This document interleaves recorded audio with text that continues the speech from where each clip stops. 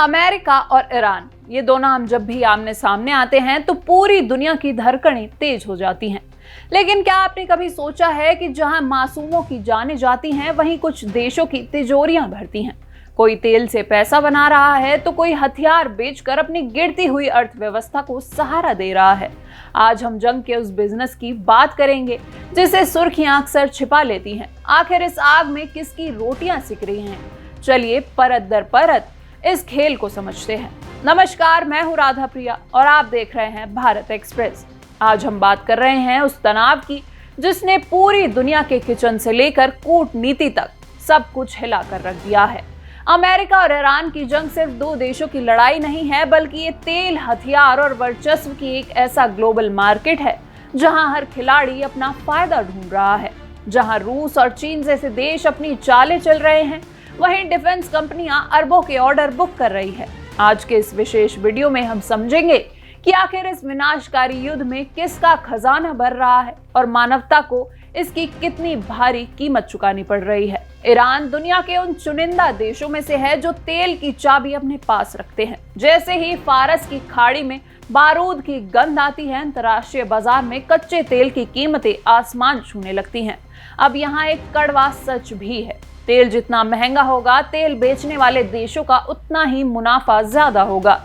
रूस, सऊदी अरब और कुवैत जैसे देशों की अर्थव्यवस्था को इस बढ़ती कीमत से एक बूस्टर मिलता है। हालांकि इस बार तस्वीर थोड़ी धुंधली है।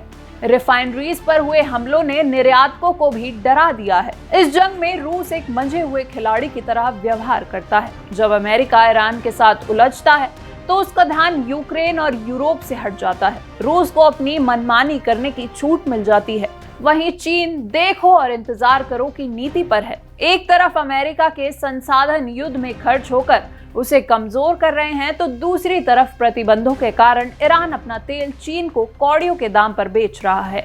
यानी चीन को मिल रहा है सस्ता ईंधन और बड़ा प्रभाव।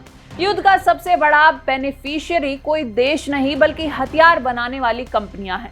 अमेरिका, फ्रांस और ब्रिटेन की डिफेंस इंडस्ट्री इस दौरान सबसे ज्यादा सक्रिय होती है। जब पड़ोस में आग लगती है तो खाड़ी के देश अपनी सुरक्षा के लिए अरबों डॉलर के मिसाइल डिफेंस सिस्टम, रडार और फाइटर जेट्स खरीदते हैं। ये मौत का वह सौदा है जो बड़े देशों की जीडीपी को ऊपर ले जाता है। इजराइल के लिए यह जंग अस्तित्व की लड़ाई है। वह चाहता है कि ईरान की परमाणु ताकत और उसका बुनियादी ढांचा कमजोर हो जाए। वहीं दोनों देशों के भीतर बैठे नेता राष्ट्रवाद के नाम पर अपनी गिरती लोकप्रियता बचा लेते हैं।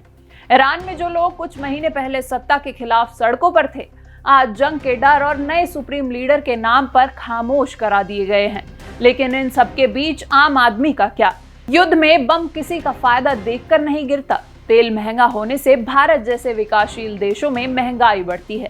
खाने पीने की चीजें महंगी हो जाती हैं, लाखों लोग शरणार्थी बन जाते हैं और पर्यावरण को एक ऐसा नुकसान होता है जिसकी भरपाई मुमकिन नहीं है। अमेरिका और ईरान की ये जंग दरअसल शतरंज की उस बिसात की तरह है जहां मोहरे बदलते रहते हैं, लेकिन खेल वही पुराना है, ताकत और पैसा। रूस और चीन अपने वैश्विक स्थिति मजबूत कर रहे हैं और हथियार कंपनियां मुनाफा कूट रही हैं। लेकिन अंत में जीत किसी की भी हो, हार हमेशा इंसानियत की होती है, क्योंकि किसी भी देश का आर्थिक लाभ उन मासूमों की जान से बड़ा नहीं हो सकता जो सत्ता के खेल में बलि चढ़ जाते हैं। दुनिया को आज हथियारों की नहीं, बल्कि संवाद की जरूरत है। आपको क्या लगता है, क्या ये जंग कभी थमेगी? कमेंट्स में अपनी राय जरूर बताएं और देश और दुनिया की ऐसी ही तमाम खबरों के लिए देखते रहिए भारत एक्सप्रेस।